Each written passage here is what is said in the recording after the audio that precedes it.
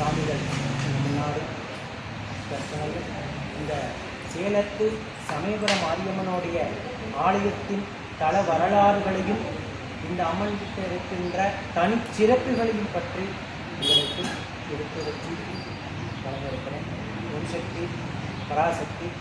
இந்த ஆலயம் எப்படி உருவானது, எப்படி தோன்றியது, ஏன்னா இத்தனாயிரம் பக்தர்கள் இந்த ஆலயத்தை தேடி வரதுக்கான காரணம் என்ன? இவ்வளவு நெருக்கமான மக்கள் வாழக்கூடிய இடத்துல, வீடுகளெல்லாம் அதிகமாக இருக்கக்கூடிய இடத்துல இந்த அம்மா எப்படி இவ்வளோ பிரசித்தி ஆனாங்க, எப்படி இந்தியா முழுக்க பரவி மக்கள் கூட்டம் இந்த அம்மாவை தேடி வந்துகிட்டு இருக்கு, அதுக்குண்டான காரணம் என்ன, வழிபாட்டு முறை என்ன என்பதை உங்கள் முன்னாடி எடுத்து வைக்க போகிறேன். இந்த சேலத்து மகமாயி ஆதியில் சுயம்பாக பதியம்மான்னு சொல்லுவாங்க. இவ்வளோதான் இருப்பாங்க, இவ்வளோதான் இருப்பாங்க. 6 அடி ரூபம், 6 அடி ரூபத்துக்கு கீழே பார்த்தீங்கன்னா அம்மா சுயம்பாக எழுந்திருக்காங்க. இந்த சுயம்பு அம்மன் எப்படி உருவானாங்க, இது மலை அடிவாரம்ங்க நிறைய பேர் கேள்வி கேட்டிருக்காங்க. இது மலையா காடா, எப்படி அம்மா சுயம்பாக உருவாகுவாங்க, எப்படி பதியாக உருவானாங்க, யார் ஊரை ஏமாத்துறாங்க, நிறைய பேர் கேள்விகளை தொடுத்திருக்கீங்க. நான் 2 ஆண்டுகளாக வீடியோவில் எல்லாம் பேசியிருக்கேன். அதே போல் இந்த அம்மன் எப்படி உருவானாங்க அப்படின்னா, எங்களுடைய தாத்தா பெருமாள் கவுண்டர், எங்கள் தாத்தா பேர் பெருமாள் கவுண்டர், அவர் இந்த இடத்துல இந்த பூமியை வாங்கி 3 தலைமுறையாக அங்கே இருக்கும். தாத்தா இருந்தார், அப்பா இருந்தார், இப்போ நான் அம்மாவை வச்சு வழிபாடு செய்துட்ருக்கேன். தாத்தா இந்த இடத்த வாங்கும் போது வேப்ப மரத்துக்கு அடியில் அம்மா பதியாக இணைவு செய்து வடியை வச்சு வழிபாடு செய்துட்டு இருந்தார். என்னோடய தாத்தா வழிபாடு செய்துட்டு இருந்தார். இன்னும் நீங்கள் பார்க்கலாம், இந்த வேப்ப மரத்தடியில் தான் இந்த சேலத்து மகமாய் 6 அடி ரூபம் கொண்டு செந்நிற மேனியோடு அருளாட்சி வழங்கிக்கிட்டு இருக்காங்க. அதே போல் 40 ஆண்டுகளுக்கு முன்பு எங்கள் தாத்தா வழிபட்ட அம்மன். என்னுடைய அப்பா ஆன்மீகத்தில் ஈடுபாடு இல்லாதனால எதுவும் சிறப்பாக எடுத்து கண்டுக்கலை. நான் 8 வயசுலேருந்து அம்மா சுயம்புக்கு அபிஷேகம் பண்ணி ஆராதனை செய்து 8 வயசுலேருந்து வழிபாடு செய்துட்டு இருக்கேன். இப்போது நான் சின்ன வயசுலேருந்து திருவிழா நடத்தி 23வது ஆண்டு தற்சமயம் பங்குனி திருவிழா மிக சீரும் சிறப்புமாக நடத்தி முடித்தோம். அதே போல் எப்படி எவ்வளவு நாளாக இந்த அம்மனை தேடி மக்கள் வந்துட்டு இருக்காங்க, என்னென்ன பூஜை புனஸ்காரங்கள் நடக்குது அப்படின்னு சொல்கிறோம். காலையில் 6 மணிக்கு நடை திறப்பு, 6 மணிக்கு திறந்தால் இரவு 9 மணிக்கும் நடை திறந்து தான் இருக்கும். அதெல்லாம் சரிங்க சாமி, இத்தனாயிரம் பக்தர்களுக்கு வர்றதுக்கான காரணம் என்ன வேண்டுதலுக்காக இத்தனாயிரம் பேர் வராங்க? அமாவாசை தோறும் ஆயிரக்கணக்கில் பக்தர்கள் கூட்டம் வீடு கடந்து காத்திருக்கிறாங்க, காத்திருக்காங்க. நிறைய வீடுகளை நாங்கள் பார்த்துருக்கோம். நிறைய பக்தர்கள் கேள்விப்படை கொடுத்துருக்கீங்க. அமாவாசை தோறும் முதல் நாள் இரவு 12 மணி அளவில் அம்மனுக்கு கும்பப்படை பிரசாதம் படைப்போம். அம்மன் முன்னணியில் சூளத்துக்கு முன்னாடி 5 வாழை இலை விரித்து மொச்சப்பட்ட கத்திரிக்காய் குழம்பு வச்சு பச்சரிசி மாவிளக்கு இடித்து அம்மனை சட்டியில் பச்சரிசி மாவிளக்கு இடித்து நெய் ஊற்றி தீபமாக ஏற்றி அம்மனுக்கு உடுக்கு அடித்து பாட்டு பாடி அந்த தீப ஜோதியில் அம்மனை ஆவாகனம் செய்து அந்த ஜோதியை எடுத்து ஆகாரத்தில் அமரச் செய்து அம்மா அந்த ஜோதியின் ரூபமாக அந்த ஆகாரத்தை நம்ம படைச்ச படையில் சாப்பிட்றாங்கன்னு ஐதீகம்.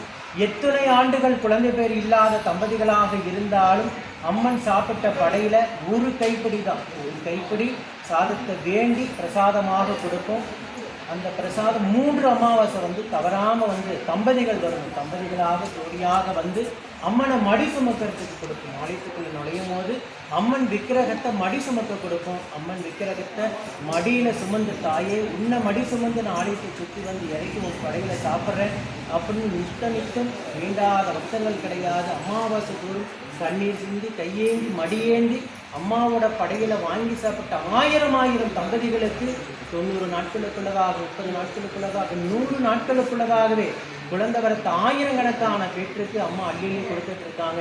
எப்படி சாத்தியம்? லட்சக்கணக்கில் செலவழிச்சும் கிடைக்காத ஒரு வரத்தை ஒரு கைப்பிடி சாதத்தின் மூலியமாக இந்த சேலத்து மகமாய் கொடுக்குறான்னு தமிழ்நாடு மட்டுமில்லை இந்தியா முழுக்க இந்த அம்மாவுடைய சக்தியை எண்ணி வியந்து தான் இருக்காங்க, ஆச்சரித்து தான் இருக்காங்க, அதிசயித்து தான் இருக்காங்க.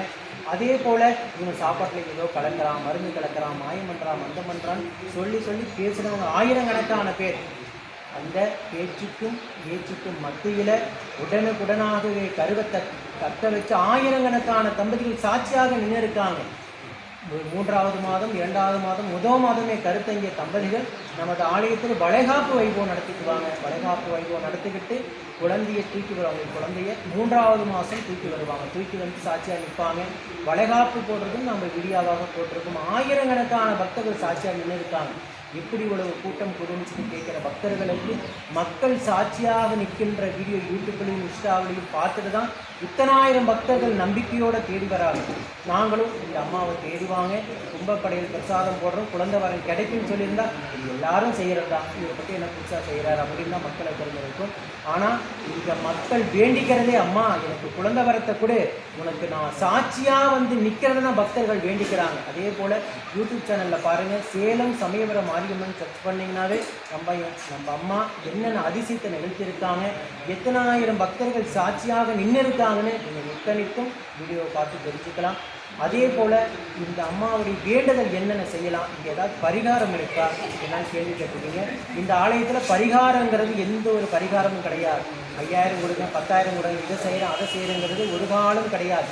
₹1 நாணயம் போதும். ₹1 நாணயத்தை மஞ்ச வஸ்திரத்தில் முடிஞ்சு அம்மன் எதிரே இருக்கின்ற சூளத்தில் முடிஞ்சு கட்டிட்டீங்கன்னா உங்கள் மனசில் என்னென்ன கோரிக்கையாக இருந்தாலும் சரி, அம்மா இத்தனை கோரிக்கை எனக்கு இருக்குது, கல்யாண வரமாக இருக்கட்டும், குடும்ப பிரச்சனையாக இருக்கட்டும், மண் பிரச்சனையாக இருக்கட்டும், குழந்தை வரமாக இருக்கட்டும், அங்கமட்ட பிணியாக இருக்கட்டும், எந்த பிணியாக இருந்தாலும் சரி, மஞ்சவத்தில் ₹1 நாணயத்தை வச்சு முடிஞ்சு அம்மாவோட சூளத்தில் கட்டிட்டீங்கன்னா நித்தம் உங்கள் கோரிக்கை அம்மா காதில் ஒழிச்சுக்கிட்டே இருக்கும். அதே போல் அம்மா ஆலயத்தை தேடி வர முடியாத பக்தர்கள் இல்லத்தில் இருந்தபடியே மஞ்சவத்தில் ₹1 நாணயத்தை முடிஞ்சு வச்சு குழந்தை வரம் கிடைச்ச தம்பதிகள், எத்தனையோ வேண்டுதல்கள் நிறைவேறின தம்பதிகளை சாட்சியாக நின்றுட்டாங்க, நீங்கள் பார்த்து வைக்கலாம். அதே போல் அமாவாசை தோறும் முதல் நாள் இரவு 12 மணிக்கு அம்மனுக்கு கும்பப்படையில்